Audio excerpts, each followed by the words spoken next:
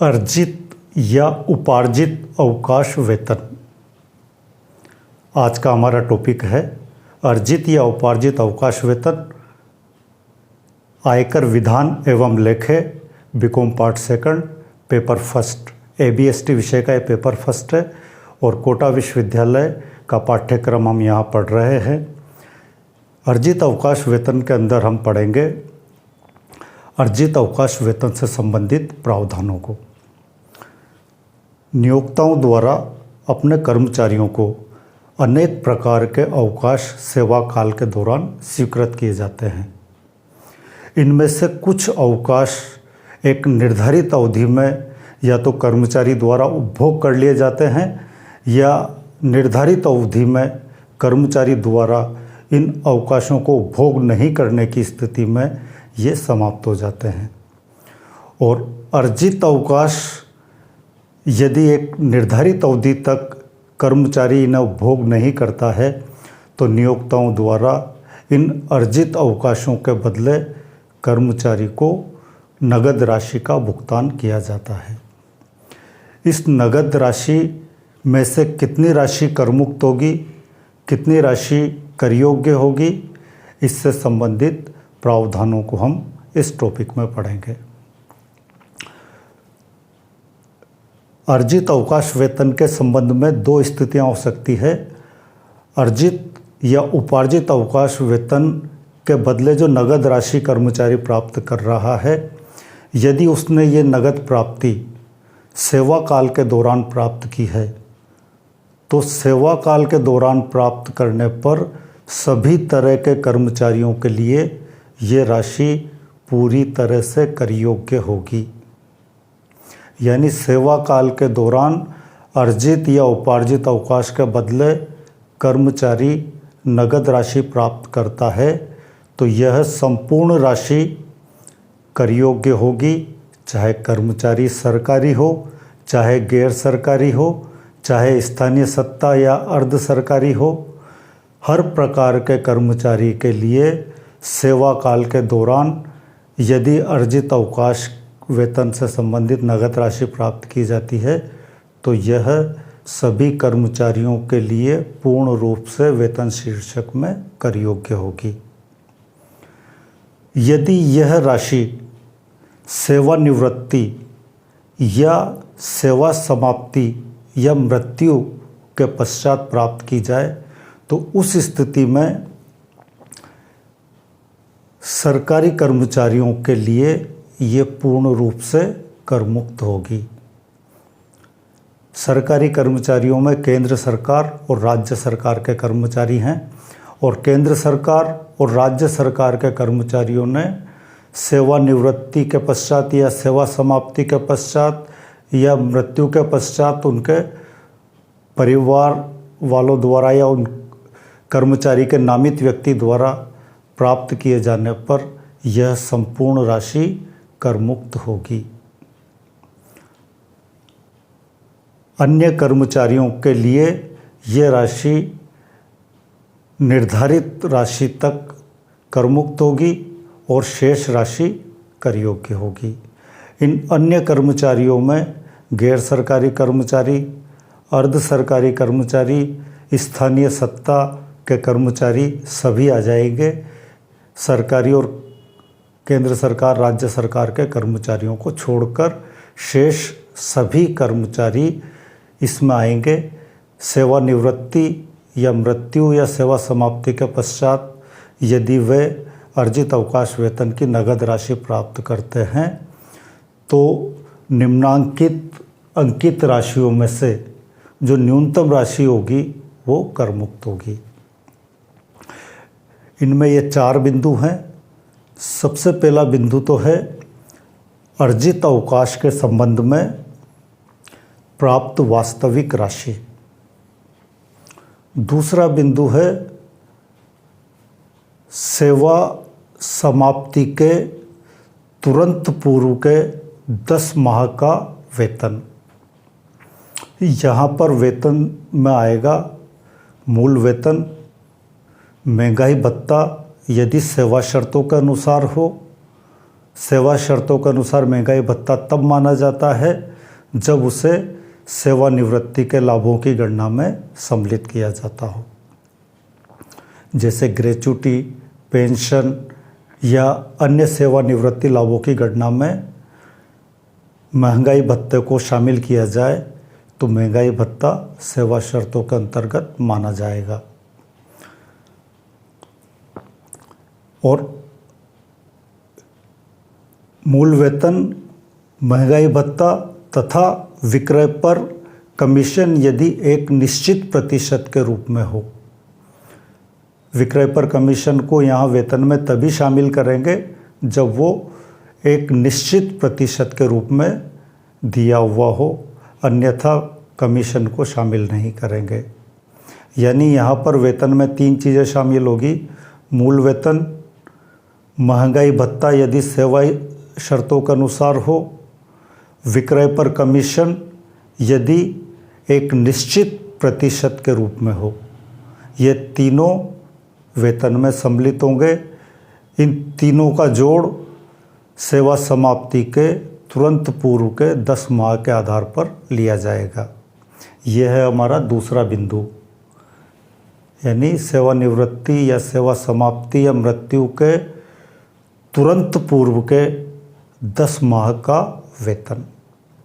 और तीसरा बिंदु है शेष रहे अर्जित अवकाश की अवधि का औसत वेतन के आधार पर वेतन।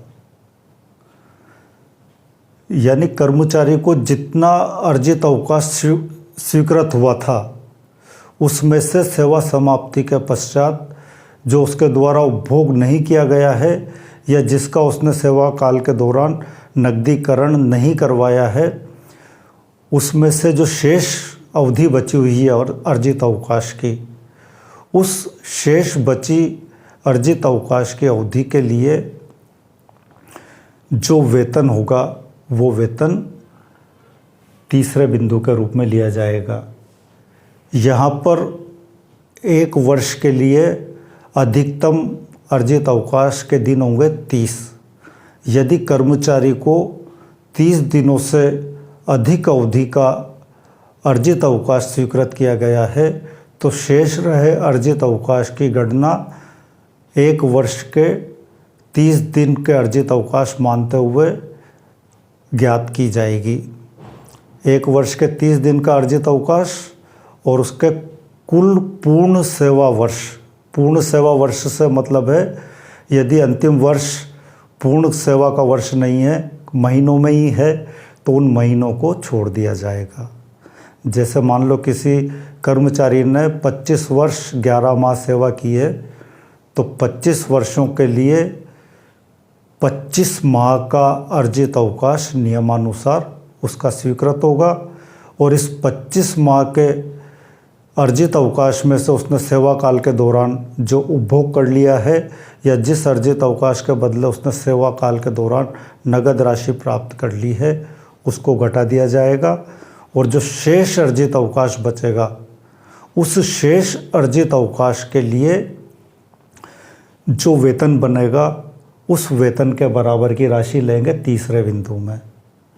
और यहाँ पर भी वेतन का मतलब वही होगा, मूल वेतन प्लस महंगाई भत्ता प्लस विक्रय पर कमीशन यदि एक निश्चित प्रतिशत के रूप में हो।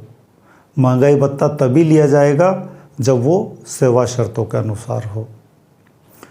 और चौथा बिंदु है अर्जित अवकाश वेतन के संबंध में अधिकतम कर मुक्त राशि 3 लाख रुपए, यानी 3 लाख से अधिक की कर मुक्ति अर्जित अवकाश वेतन के संबंध में सेवानिवृत्ति या सेवा समाप्ति या मृत्यु के पश्चात नहीं मिलेगी। ये 3 लाख रुपए यदि उसने पिछले वर्षों में किसी अन्य नियोक्ता से सेवानिवृत्ति पर कोई अर्जित अवकाश के संबंध में कर मुक्ति प्राप्त की है तो उस कर मुक्त राशि को इस 3 लाख में से घटा दिया जाएगा। शेष राशि ही अधिकतम कर मुक्त राशि होगी।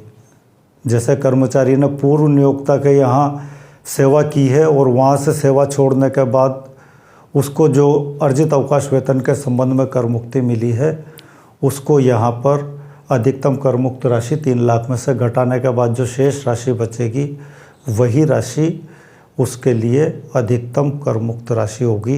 इससे ज़्यादा की कर मुक्ति उसको नहीं मिलेगी। यानी उसको अपने पूरे जीवन में अर्जित अवकाश वेतन के संबंध में सेवा समाप्ति या सेवा निवृत्ति या मृत्यु के पश्चात अधिकतम कर मुक्ति 3 लाख से अधिक की नहीं मिलेगी।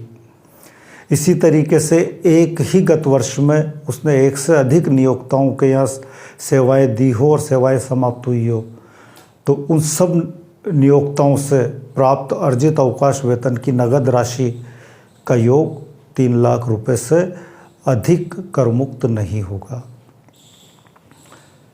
इन चारों बिंदुओं में से जो न्यूनतम राशि होगी वो कर मुक्त होगी अर्जित अवकाश वेतन के संबंध में।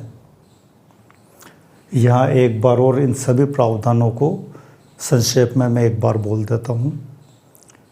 यदि अर्जित अवकाश वेतन सेवा काल के दौरान प्राप्त किया हो तो सभी कर्मचारियों के लिए वो पूर्णतः कर योग्य होगा और उसे वेतन शीर्षक की आय में सम्मिलित किया जाएगा। सेवा निवृत्ति, सेवा समाप्ति या मृत्यु के पश्चात अर्जित अवकाश वेतन की नगद राशि प्राप्त की है तो सरकारी कर्मचारियों यानी केंद्र सरकार और राज्य सरकार के कर्मचारियों के लिए यह पूर्ण रूप से कर मुक्त होगी। अन्य कर्मचारियों यानी गैर सरकारी, अर्ध सरकारी या स्थानीय सत्ता के कर्मचारियों के लिए राशि इन निम्नांकित 4 राशियों में से जो न्यूनतम होगी वो कर मुक्त होगी। और इन चारों में पहला बिंदु है अर्जित अवकाश वेतन की वास्तव में प्राप्त राशि। दूसरा बिंदु है सेवा समाप्ति या सेवा निवृत्ति या मृत्यु के तुरंत पूर्व के 10 माह का वेतन। तीसरा बिंदु है सेवा निवृत्ति, सेवा समाप्ति या मृत्यु के समय शेष रहे अर्जित अवकाश की अवधि का औसत वेतन के आधार पर वेतन। यहाँ वेतन में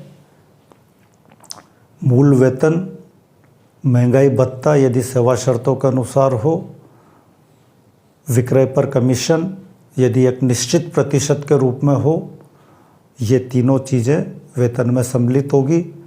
और औसत वेतन से मतलब है सेवा समाप्ति या सेवा निवृत्ति या मृत्यु के तुरंत पूर्व के 10 माह के वेतन में 10 का भाग देने पर प्राप्त राशि। और सेवा निवृत्ति के समय जो शेष अवधि बची है उसकी अर्जित अवकाश की, जो उसने उपभोग नहीं की है या जिसके बदले उसने नगद राशि प्राप्त नहीं की है सेवा काल के दौरान, उस शेष रही अर्जित अवकाश अवधि के लिए औसत वेतन के आधार पर गणना की जाएगी और वो राशि होगी तीसरे बिंदु की राशि। और चौथा बिंदु होगा अधिकतम कर मुक्त राशि, यह है 3 लाख रुपए। अन्य नियोक्ताओं से भी उसने कर मुक्ति प्राप्त की है तो सभी नियोक्ताओं का मिलाकर 3 लाख से अधिक कर मुक्ति नहीं मिलेगी।